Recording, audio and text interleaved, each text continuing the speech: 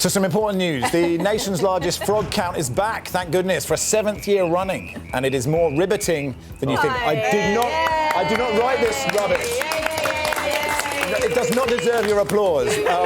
1 in 5 Aussie species in trouble. Researchers need our help to keep numbers up by recording their calls, croaks, barks and whistles on an app. They also hope it will paint a better picture of how our froggy friends are faring. Oh, well, Frog ID lead scientist Dr Jodi Rowley joins us now from the Australian Museum in Sydney. Dr Jodi, who's your froggy friend?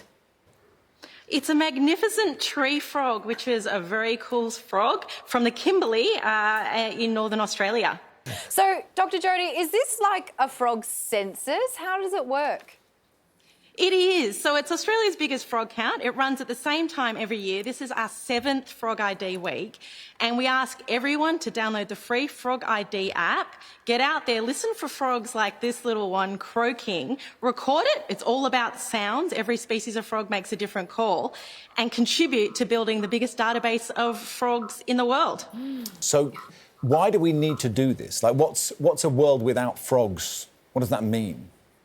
Oh, a world without frogs would be absolutely awful. And in some places we kind of know, because frogs have really declined, and so we know what happens. So all the other animals that like to eat delicious frogs, unfortunately, birds, ducks, things you see in wetlands, snakes, reptiles, they all start to disappear as well. Really far spread consequences. The streams and ponds start clogging up with algae because we don't have tadpoles eating all the algae anymore. And there's a lot more insects because frogs eat a lot of insects, including pest species. And apparently in some places humans got more malaria because there wasn't frogs. So we definitely need them around. Now, Australia has at least 250 frog species, and you're spending hours and hours listening to all these frog species. I mean, what's like the... what's the most interesting croak a frog does? Can you give us a sample, perhaps? Yes, please.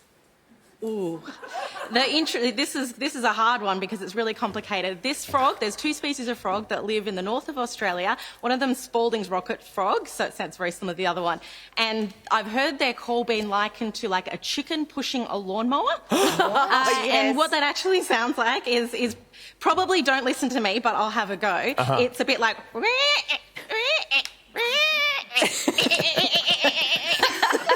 And then it just gets faster and faster and more crazy. So it's like a crazy chicken pushing a lawnmower. Hey, Jodi, is there any frog sound that you're like, nah, not a vibe, if I never hear that again? The worst frog sound, the worst croak. You have to have favourites, right? Yeah, you're like, look, we have to save all the frogs, but some of them, this frog can go extinct, is what you're saying.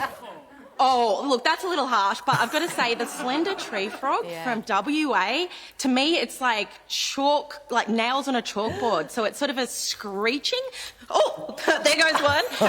So it's more of a noise. So I think the frog preempted the noise there, so I told you it was a bad one. Yeah. That sounds like Psycho. Yeah. Anyway, to hop on to the 2024 Frog ID Week, head to our website for more information on how to get involved. It's running up until Sunday, the 17th of November. Dr Jodi, thank you for your time and your impressions. Much appreciated.